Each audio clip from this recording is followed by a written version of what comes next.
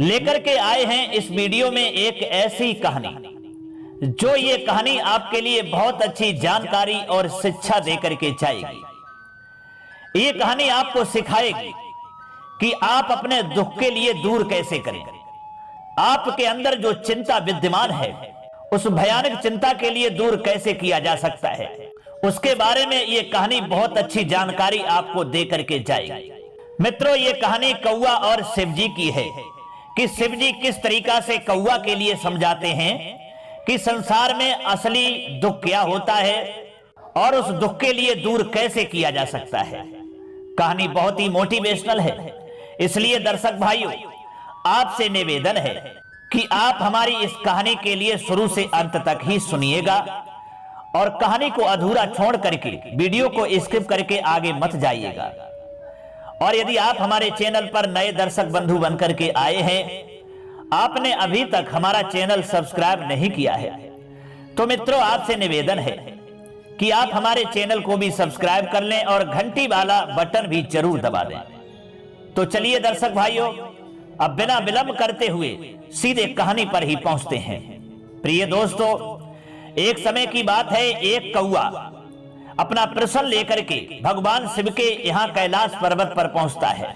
भगवान शिव कहते हैं कि अरे कौवा कैसे आना हुआ, सब कुशल तो है ना। तब कौवा कहता है कि प्रभु हम तो कुशल हैं, लेकिन हम जिस नगर में रहते हैं वहां नगर के निवासी सुखी भी हैं और दुखी भी हैं, लेकिन हमें दुखी ज्यादा दिखाई दे रहे हैं। हर दुखी व्यक्ति एक दूसरे से अपना दुख व्यक्त कर रहे हैं और कह रहे हैं कि हमें सबसे बड़ा दुख है, हमें इस दुनिया में इतना बड़ा दुख है कि शायद किसी को नहीं होगा, और जितना बड़ा दुनिया में दुख होता है वही दुख हमको है। दूसरा उसके दुख को सुनता है तो वह अपना दुख सुनाने लगता है कि तुझे दुख क्या है, इस दुनिया में सबसे बड़ा दुख तो हमें है। हे प्रभु, मैं ये सुनकर के बड़ा आश्चर्य में पड़ गया कि इस दुनिया में दुख सबसे बड़ा कौन सा है जो ये दुखी व्यक्ति एक दूसरे से कह रहे हैं कि हमें सबसे बड़ा इस दुनिया में दुख है। वो कह रहा है कि हमें सबसे बड़ा इस दुनिया में दुख है। प्रभु, मैं इसी प्रश्न को लेकर के आपकी शरण में आया हूं, मेरी शंका का समाधान करें और प्रभु हमें समझाएं कि इस दुनिया में सबसे बड़ा दुख क्या है। ये जानने के लिए प्रभु मैं बहुत ही व्याकुल हो रहा हूं। मित्रों, उस कौवा की बात को सुन करके भगवान शिव जी मुस्कुराते हैं और कहते हैं कि कौवा चिंता मत कर, हम तुझे जरूर बताएंगे और समझाएंगे कि संसार में सबसे बड़ा दुख क्या है, यानी असली दुख क्या है। हे कौवा, अब मैं तुझे एक कहानी सुनाता हूं, उस कहानी के माध्यम से तू समझ जाएगा कि संसार में असली दुख क्या है, सबसे बड़ा दुख क्या है। दोस्तों, भगवान शिव जी कहते हैं कि हे कौवा, किसी गांव में समर सिंह नाम का एक व्यक्ति रहता था। वह अपने जीवन से बड़ा निराश था। उसकी निराशा का कारण यह था कि वह अभी तक कुछ नहीं करता था। उसके घर वाले उसे दूसरों का उदाहरण देकर के ताने मारते थे कि तेरे सब दोस्त तो कामयाब हो गए, लेकिन तू यहीं का यहीं है। जब भी वह कहीं बाहर जाता तो लोग उससे पूछते कि तुम क्या कर रहे हो, और उसे ये कहने में बहुत शर्म लगती थी कि मैं अभी तक कुछ नहीं कर रहा हूं। हे कौवा, ताने सुन सुन करके धीरे धीरे उसने लोगों से मुंह छिपाना आरंभ कर दिया। उसका दुख इतना बड़ा था कि उसको लगता था कि वह धरती पर बोझ है और उसके बस में कुछ भी करना नहीं है। वह कुछ कर ही नहीं सकता, तो वह जी करके क्या करेगा, उसे मर जाना चाहिए। वह अकेले में बैठ करके बहुत रोता और भगवान को दोष देता था कि हे प्रभु, मैं बहुत दुखी हूं, मैं बहुत निराश हूं, तूने हमें इतना बड़ा दुखी क्यों बनाया है। हे कौवा, एक दिन क्या हुआ, उसने नगर में एक गुरु को देखा जो दुख के ऊपर अपना प्रवचन दे रहे थे।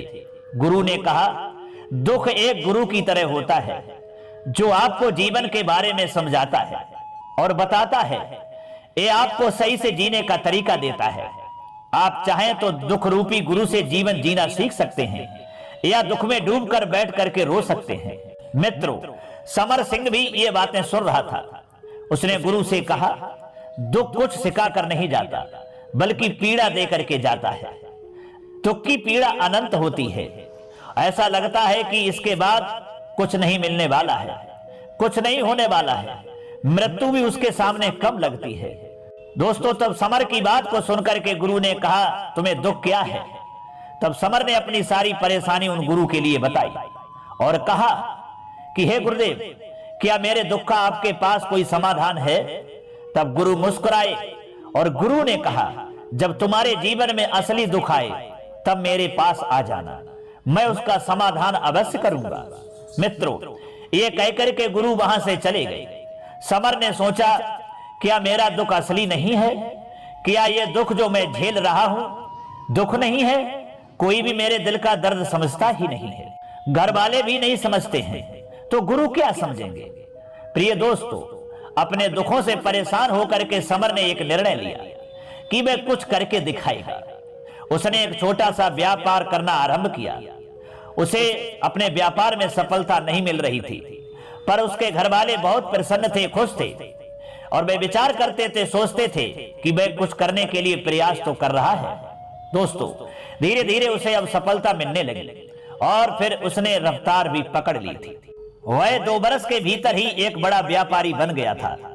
अब समर के आसपास काफी लोग थे जो उसे पसंद करते थे, जो उसकी चिंता करते थे, जो उसके कार्यों की सराहना करते थे, प्रशंसा करते थे। उसके माता पिता भी अपने बेटे की प्रशंसा करते थकते नहीं थे कि हमारा बेटा अब बहुत बड़ी कामयाबी के रास्ते पर चल पड़ा है। उसके मित्रों की संख्या दोस्तों दिन ब दिन बढ़ती जा रही थी। वह बहुत ही खुश था। अपनी जिंदगी में पड़ोस के कुछ मित्रों ने उसे समझाया कि जब आप बड़ा व्यापारी बनकर इतना सुखी रह सकते हैं तो जरा विचार करिए, अगर तुम इस नगर के, इस राज्य के सबसे बड़े व्यापारी हो जाओ तो कितना तुम्हें सुख होगा, तुम्हारे पास कितने लोग तुमसे जुड़ेंगे, कितना तुम्हारा यश फैल जाएगा, स्वयं राजा भी तुम्हारी तारीफ करेंगे और जरूरत पड़ने पर तुमसे ही धन उधार लेंगे। ये बात दोस्तों समर के मन में बैठ गई और अब वह और अधिक प्रयास करने लगा, लेकिन ये सब कुछ उसे जल्दी ही करना चाहिए था। ज्यादा समय इसमें वह बर्बाद नहीं करना चाहता था, इसलिए उसने ऐसा कार्य किया जो उचित नहीं था। उसने बहुत बड़ी मात्रा में धन उधार ले लिया, अपने मित्रों से लिया, ज्यादा मुनाफा कमाने के चक्कर में अपने माल की गुणवत्ता खराब कर दी। उसके मित्र उसे जैसा समझाते गए वह वैसा ही करता गया। मित्रों, दूसरे व्यापारियों के खिलाफ षड्यंत्र भी रचे गए। अब उसके जीवन का सुकून कहीं चला गया था। उसे रातों को नींद नहीं आती थी। वह हमेशा कुछ उधेड़-बुन में लगा रहता था। सुख साधन की सारी वस्तुएं होने के बाद भी उसे किसी में सुख नहीं दिखाई दे रहा था। एक दिन समर अपने रथ में बैठकर एक मार्ग से जा रहा था तो मित्रों, रास्ते में उसने गुरु का आश्रम देखा। वह गुरु के पास पहुंचा और कहा कि हे गुरुदेव, आपने कहा था कि असली दुख हो तो मेरे पास आना। मेरे जीवन में बहुत दुख है, मैं रात को सो नहीं पाता। समर गुरु को अपनी सारी बात बताता है। तब गुरु ने कहा, जब तुम पहली बार मिले थे तब भी तुम किसी दुख में थे, उस दुख से तुमने क्या सीखा? तब समर ने कहा कि गुरुदेव, मैंने सीखा है कि केवल सोचने मात्र से कुछ नहीं होता है। अपनी सोच को साकार करने के लिए कर्म करना पड़ता है, और केवल कर्म करने से कुछ नहीं होता। कर्म को अंतिम पड़ाव तक ले जाना आवश्यक होता है। चाहे रास्ते में कितनी भी बाधाएं आए, कितनी भी निराशा आए, चाहे ऐसा क्यों ना लगे कि अब कुछ नहीं होगा, तब भी ये मान कर कि जो कार्य मैं कर रहा हूं मैं इसमें सफल होकर के ही रहूंगा। इसलिए कर्म करना चाहिए। लोग केवल सफल व्यक्ति को ही महत्व देते हैं। बाकी सब चाहे कोई कितना भी अच्छा क्यों ना हो, इस दुनिया के लिए वो बोझ ही कहलाता है। गुरु मुस्कुराए और गुरु ने कहा, जब तुम्हारे जीवन में असली दुख आए तब मेरे पास आना, मैं उसका समाधान अवश्य करूंगा। मित्रों, समर ने गुरु को एक घड़ा भेंट किया जो सोने के सिक्कों से भरा हुआ था। घड़े को देख करके गुरु ने कहा, इस घड़े को वहां उस पेड़ के नीचे गड्ढा खोद करके दबा दो, ये मेरे किसी काम का नहीं है। भगवान शिव कहते हैं कि हे कौआ, उस समर ने ऐसा ही किया और वहां से वह चला गया। धीरे धीरे समर को व्यापार में घाटा होने लगा।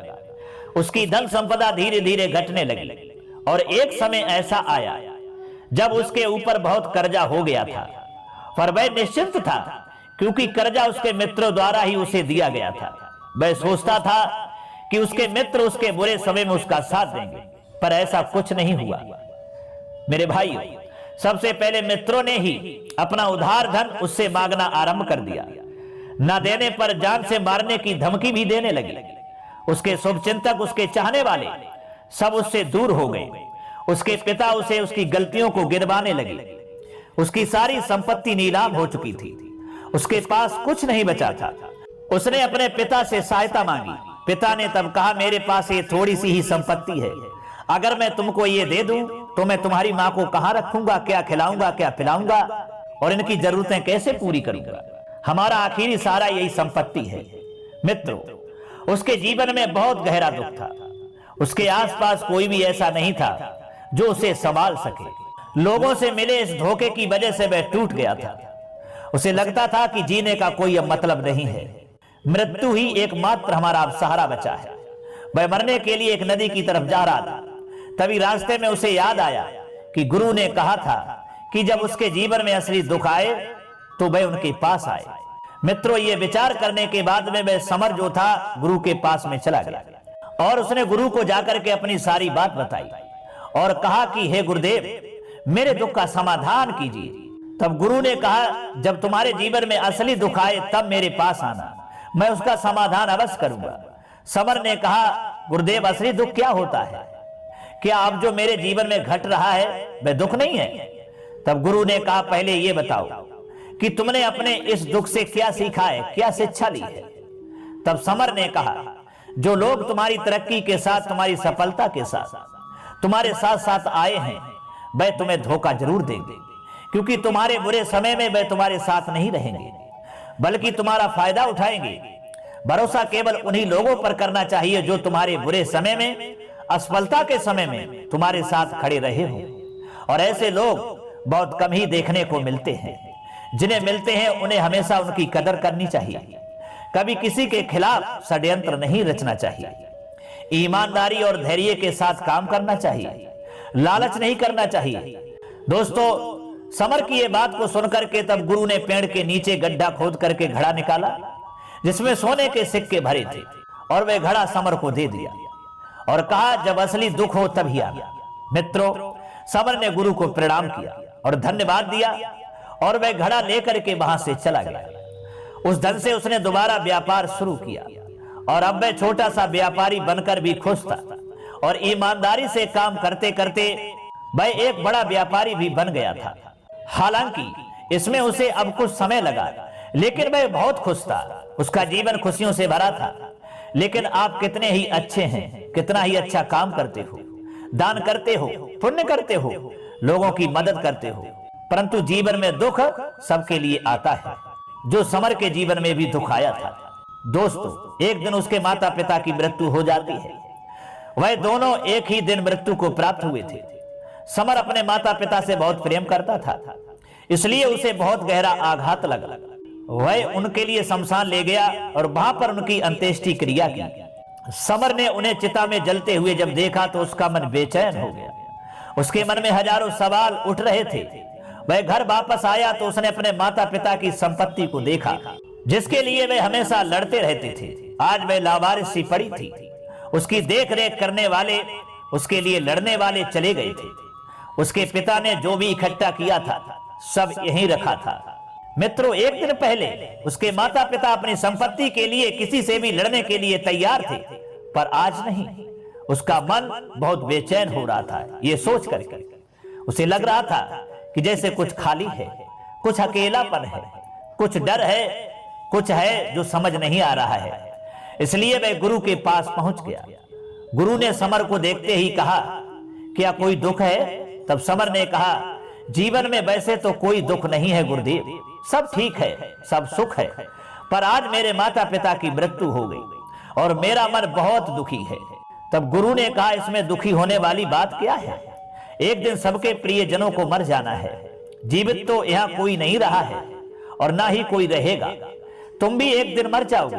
हो सकता है कल, या कहो आज, या कहो तो अभी तुम मर सकते हो।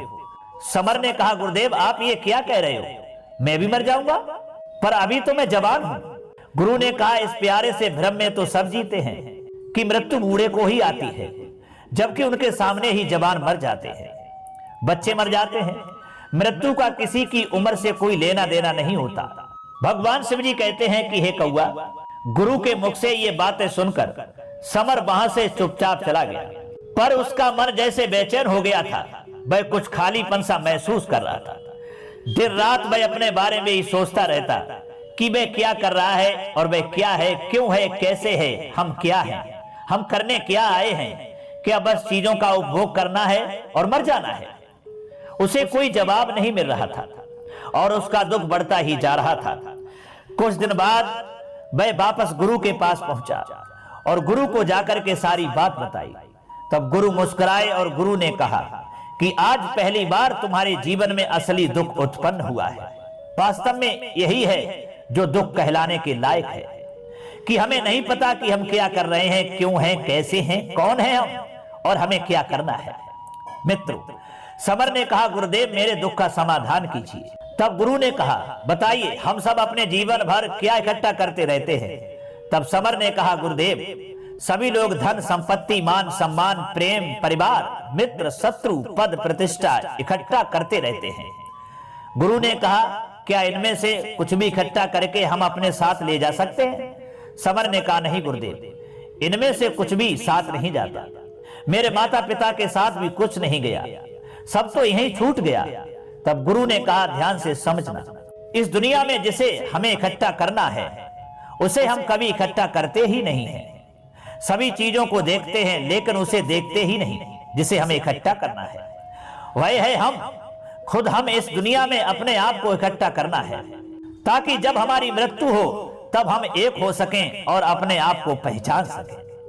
हम बटे हुए हैं प्रेम में, नफरत में, क्रोध में, क्रूरता में, धन में, संपत्ति में, पद में, प्रतिष्ठा में, सम्मान में, पहचान में, धर्म में, जाति में, दूसरों को लूटने में और अपने आप को लुटाने में और ऐसी ही हजारों लाखों छाव में, वासनाओं में हम बटे पड़े हैं। हम टुकड़ों में जीवन जी रहे हैं। हमारी चेतना कभी एक नहीं हो पाती। हमारी ऊर्जा शक्ति बिखर गई है, इसलिए हमारे पास इतना भी समय नहीं है या इतनी भी शक्ति नहीं है कि हम मुड़कर अपनी ओर देख सकें। मित्रों, सच बात है, वास्तव में लोग जिंदगी भर जिन्हें दुख दुख कहकर चिल्लाते रहते हैं और उनका समाधान खोजते रहते हैं, उन्हें उनका समाधान कभी मिलेगा ही नहीं, क्योंकि जिन्हें वह दुख कहते हैं वह दुख है ही नहीं। इसलिए यहाँ किसी को कभी उनके दुख का समाधान नहीं मिलता। वह बस एक परिस्थिति से छूटकर दूसरी परिस्थिति में फंस जाते हैं। जैसे वे पहली समस्या में रो पड़ते थे वैसे ही वे दूसरी समस्या में रो पड़ते हैं। हमेशा ही एक ही समाधान नजर आता है और वह है मृत्यु, पर वह भी कोई समाधान नहीं है। इसलिए इन सबका अगर परम समाधान चाहिए तो अपने आप को इकट्ठा करो, अपनी ऊर्जा को इस संसार से वापस खींचो, उसे एकत्रित करो, अपने ऊपर ध्यान दो, अपने पर ध्यान लगाओ। मृत्यु से पहले अपने आप को पहचान लो, ऐसे ही बिखरे हुए मत चले जाना। दोस्तों, तब समर ने कहा, तो क्या गुरुदेव हमें ये संसार छोड़ देना चाहिए, अपनी इच्छाओं को मार देना चाहिए, धन संपत्ति इकट्ठा नहीं करना चाहिए, क्या हमें यहाँ किसी से प्रेम भी नहीं करना चाहिए?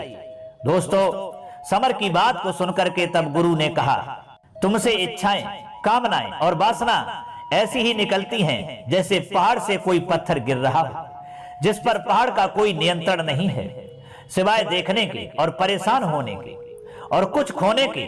जब तुम एकत्रित हो जाते हो तब जो भी तुम करते हो सब नियंत्रण में रहता है, तब इच्छाएं भी तुम्हारी इच्छा से निकलती हैं। समर ने कहा, गुरुदेव आपने मेरे सच्चे दुख का निवारण कर दिया है। मैं समझ गया हूं कि असली दुख इस दुनिया में क्या है। आज मैं अच्छी तरीका से ये समझ गया हूं और आपने हमारे सच्चे दुख का आज निवारण कर दिया है। आपके लिए बहुत बहुत धन्यवाद। अब मैं अपने आप को एकत्रित करूंगा। गुरुदेव, मानव शरीर में बहुत ऊर्जा है, बहुत शक्ति है, पर यह बेकार की चीजों में बटकर रह गई है, व्यर्थ की चीजों में लगी रहती है। ये ऐसे ही है जैसे एक शक्तिशाली मशीन किसी बच्चे के हाथ में दे दी गई हो। जैसे आपने कभी देखा होगा, बच्चे कभी कभी बाइक पर या कार में बैठकर उसे चलाने का नाटक करते हैं, क्योंकि उन्हें इतना ही पता है कि ये ऐसे ही चलती है। ऐसे ही हम शरीर को चला रहे हैं। इसकी सही शक्ति का इस्तेमाल तो हम कभी कर ही नहीं पाते। खुद को एकत्रित करने का मतलब यह नहीं होता कि हम संसार छोड़ दें, सन्यासी हो जाएं या झोला उठाकर कहीं चले जाएं या अपने लिए या अपने बच्चों के लिए धन संपत्ति ना इकट्ठा करें। जैसे जब बच्चे बड़े हो जाते हैं तब वे बाइक या कार को चलाकर लंबी दूरी की यात्रा आसानी से कर सकते हैं, और नहीं तो बाइक या कार वहीं खड़ी रहेगी और हमें ये भ्रम रहेगा कि हम कहीं जा रहे हैं, जैसा कि बच्चों को होता है कि हम जा रहे हैं और वो कार या बाइक पर बैठे होते हैं, अपने मुंह से आवाज निकालते हैं, लेकिन वह कार और वह बाइक तो वहीं खड़ी रहती है और बच्चों को यही पता होता है कि हम चल रहे हैं, पर वे कहीं नहीं पहुंचते, वह वहीं के वहीं खड़े रहते हैं। तो दोस्तों, यही है हमारा दुनिया का सबसे असली दुख। भगवान शिव जी कहते हैं कि कौआ, क्या तू समझा या नहीं समझा कि इस दुनिया में असली दुख क्या है? क्या ये कहानी तेरे समझ में आई? मित्रों, भगवान शिव की बात को सुनकर के कौआ कहता है, धन्य है प्रभु, आज आपने प्रभु हमको समझा दिया है और आपके इस कहानी के सुनाने से मैं समझ गया हूं कि दुनिया में असली दुख क्या है और उस दुख के लिए हमें दूर कैसे करना चाहिए। मित्रों, भगवान शिव को प्रणाम करने के बाद में कौआ जो है वह अपने उसी नगर में चला आता है।